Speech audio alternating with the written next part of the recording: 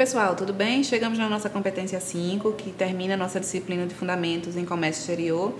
E dessa vez o nosso objetivo é conhecer as empresas privadas dessa vez, né, que estão à nossa disposição enquanto exportadores e importadores e profissionais de logística, que podem nos auxiliar nesses procedimentos, né, no deslocamento da mercadoria, na armazenagem da mercadoria. Então, o objetivo desse nosso último conteúdo, que é o mais prático de todos eles que nós discutimos até então, é que vocês percebam que estrutura existe, né, de empresas privadas à disposição de vocês para fazer com que os procedimentos aconteçam com a maior eficácia possível, na eficiência, né, dentro dos parâmetros de qualidade esperados, no tempo que é requerido para esse tipo de operação acontecer. Então, a ideia de hoje é a gente discutir um pouco mais sobre essa estrutura que está à disposição de vocês, para que vocês fiquem mais bem orientados e possam, no decorrer das suas rotinas diárias, né, administrativas, fazerem as melhores escolhas possíveis. E vocês vão relembrar muito, né, nessa competência de hoje, alguns assuntos que nós já debatemos, por exemplo, na disciplina de modais de transporte. Então, percebam que há alguma relação entre aquela disciplina que nós vimos há um certo tempo com essa competência específica, né, de conhecer a estrutura de empresas privadas que estão à nossa disposição. E aí, para começar, para que vocês percebam um pouco mais sobre o porquê de estudar isso, a explicação maior que eu posso dar é o seguinte: já que nesse dia a dia nosso, né, a gente se depara com tantos órgãos, com tantas empresas, com tantas dificuldades, papelada para lá, papelada para cá, é fácil de vocês entenderem que as coisas precisam ser muito bem organizadas, porque a gente vai estar se deparando com situações que são muito complexas, né, que não dependem só do nosso esforço pessoal e profissional, mas que também interferem na relação nossa com outras empresas, com órgãos do governo, como nós vimos na competência 4. Então, saber mais sobre o que existe e como fazer o melhor uso dessa estrutura de empresas privadas à nossa disposição é uma excelente dica para a gente seguir adiante com mais tranquilidade. Que é movimentação de carga, desembaraço aduaneiro, né, pagamento de fechamento de câmbio, né, coisas que eu estou dizendo para vocês aqui, mas que vocês vão ter mais aproximação desses conteúdos quando estudarem sistemática de exportação e importação e também economia internacional, mas já para vocês terem uma noção do que aguarda vocês, esse é o dia a dia, né, isso que vai ser parte da forma como vocês trabalham. E é então interessante que a gente saiba quais são essas atividades para fazer as melhores opções, as melhores soluções dos parceiros comerciais que a gente vai abraçar nessa opção nossa aí, da nossa empresa, né, de exportar ou de importar. É por isso que a gente está vendo isso, fechando essa nossa disciplina de Fundamentos de Comércio Exterior. No que diz respeito, por exemplo, aos agentes e comerciantes com os quais a gente pode contar nessas operações, a separação que eu gostaria de fazer com vocês, para ficar mais claro, é que você pode contar com dois tipos de aliados nesse momento, né? Podem ser os agentes e os comerciantes. Quando a gente escolhe trabalhar com agente, a principal atribuição que esse agente vai ter vai ser nosso representante. Então, imagina que a gente pode fazer um paralelo com um representante comercial, que a gente está habituado, né, consegue entender melhor quando a gente pensa no mercado local. Então, determinadas marcas, determinadas empresas não têm seus representantes comerciais? Pois bem, se a gente imagina em âmbito internacional, em termos de comércio exterior, a gente está tratando essa pessoa, né, como um agente. Vai ser o agente da nossa empresa, né, nos representando nos mercados externos. E também podem ser, a nossa opção, trabalhar com comerciantes, ou seja, com empresas que vão se relacionar com a nossa empresa, adquirindo nossos produtos, nossas mercadorias, e aí, de posse dessas nossas mercadorias, farão os procedimentos acontecerem lá fora.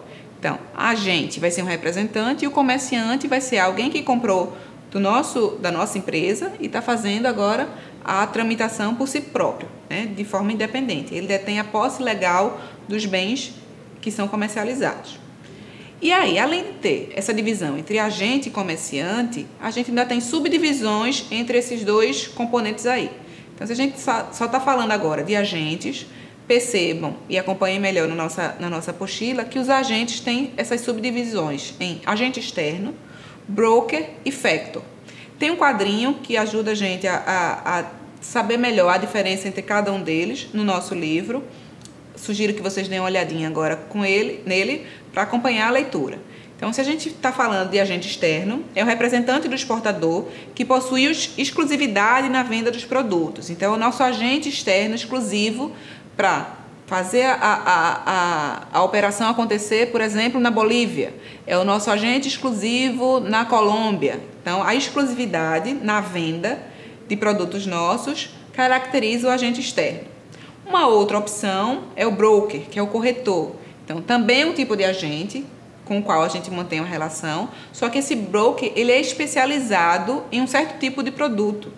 Por exemplo, mercadorias como açúcar, né, como commodities em geral, né, que são mercadorias de baixo valor agregado que são comercializadas nas bolsas de valores. Então, a gente tem um broker, né, que é um profissional especializado e vai nos agenciar vendendo açúcar, por exemplo, aos Estados Unidos.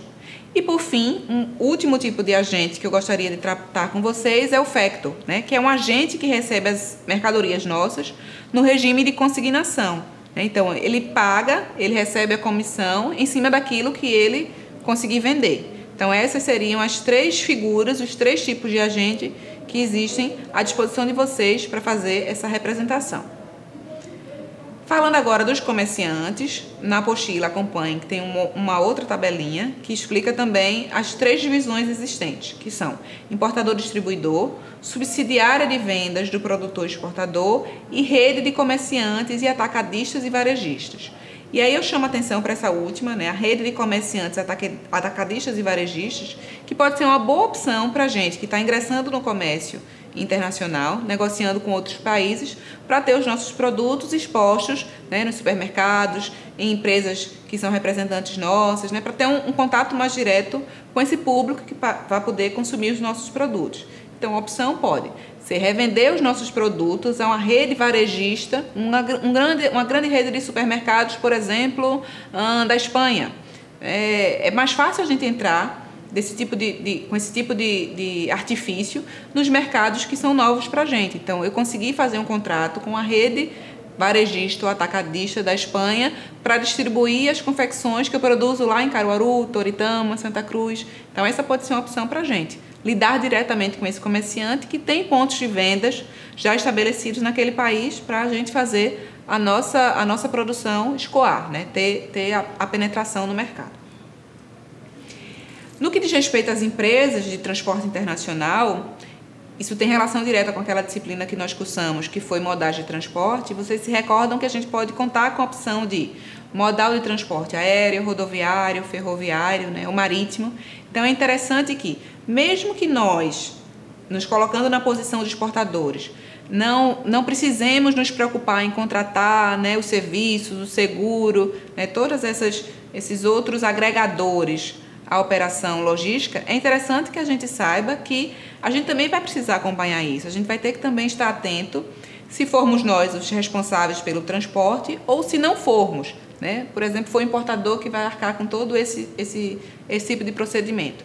Mas, independente dessa responsabilidade ou não, é interessante que a gente selecione, né, uma boa empresa de transporte internacional, porque justamente é ela que vai ser o núcleo do processo, porque é ela que vai levar de um ponto ao outro, né, ela que vai viabilizar com que o produto seja entregue no local combinado, no dia acertado, né, nas condições que foram lá assinadas por nós no nosso contrato. Então, a seleção de uma boa empresa de transporte internacional vai fazer toda a diferença para que a gente não tenha tantos sustos, tantas preocupações, né, não se depare com problemas. Então, a dica nesse caso é selecionar o parceiro, a empresa de transporte internacional, com um olhar atento, né, sem se preocupar muito mais com os custos que isso vai ter, mas pensando muito mais nas coisas boas, nos atributos positivos que essa empresa deve oferecer para que o nosso produto chegue da melhor forma possível e no tempo acordado. Porque vocês já sabem que tudo em logística, né, tem uma relação muito direta com o tempo e com o investimento. No que diz respeito às empresas de armazenagem provisória, eu selecionei 2 exemplos que são bem interessantes, creio eu, para a gente, porque são situações que acontecem aqui no nosso estado. Então, se você acompanhar na nossa apostilazinha, quando a gente tratou das empresas de armazenagem provisória, tem lá destacado e a explicação sobre o que é uma estação aduaneira interior, né? A EAD. Então, aqui no Recife, eu trouxe uma imagem da estação que existe aqui no Recife, que é justamente essa estrutura que serve para o exportador, né, provisoriamente, armazenar a sua mercadoria. Então, eu não preciso ter um pátio exclusivo para mim, na minha empresa. Eu posso usar como referência, como empresa parceira, a EAD, que é localizada aqui no Recife, no bairro do Jequiá, que tem à disposição de você, exportador, e de você, operador logístico, toda essa estrutura, né? O interessante da EAD começa na sua própria localização geográfica, né? Ela está perto do Porto de Suape, perto do aeroporto, perto do Porto do Recife, né? Então, a distância para fazer o deslocamento dessa carga, que é um fator muito interessante e muito importante para você se lembrar no seu procedimento diário, faz com que você possa se recordar da EAD como uma estrutura à sua disposição para, dependendo do contexto, da sua demanda, utilizar esses serviços que essa estação aduaneira interior lhe oferece. Então, é uma grande área construída, né? São 35 mil metros quadrados, eles têm toda uma estrutura de pátio, de armazéns, à disposição justamente para armazenar, movimentar as mercadorias, trabalhar, por exemplo, com produtos congelados, resfriados, climatizados. Tem os containers especiais para isso, que vocês também já viram isso em disciplinas anteriores, né? Os containers refrigerados. Eles fazem embalagem, etiquetagem de mercadorias, cuidam de limpar e desinfectar os containers, se for o caso. Então, tem toda essa estrutura paralela que vai fazer com que a gente possa contar com essa opção, se a gente não precisa se preocupar com esse tipo de serviço, né? O nosso serviço, o nosso foco maior é outro. Então, tem a EAD para fazer esses serviços paralelos que são necessários e que eles têm muito mais capacidade, muito mais competência, né? O negócio deles é esse, é fazer uma armazenagem provisória e pode ser uma dica para a gente. E uma outra estrutura que eu trago para vocês é o REDEX, né, que é o Recinto Especial de Despacho Aduaneiro e de Exportação. E aí esse exemplo que está na telinha de vocês agora aparecendo é o REDEX que existe no Vale do São Francisco, né, em Petrolina, mais especificamente no Distrito Industrial de Petrolina, que é uma outra opção que pode ser utilizada pelas empresas que exportam frutas, né, naquele que é um dos nossos mais prósperos vales produtores de frutas, né? Temos as uvas, as mangas, que são exportadas para diversos países da Europa. E aí, se o exportador quer contar com esse tipo de serviço de suporte, ele pode encontrar lá na REDEX Recife, na REDEX Petrolina, perdão, a parte de desembaraço, né, a parte de contato com os fiscais e técnicos, né, da Receita Federal, do Ministério da Agricultura, já que a gente está falando de cargas, né, que são frutas. Então, existe o Ministério da Agricultura também atuando sobre esse tipo de operação de exportação de frutas. Tem empilhadeiras para fazer, né, o transporte, para movimentar essas cargas, colocar isso nos contêineres refrigerados, que aparece aí na imagenzinha para vocês, né? Lembram desse container? A gente já tratou sobre ele em disciplinas anteriores. Então, é um serviço extra com o qual o exportador pode contar para facilitar a vida dele.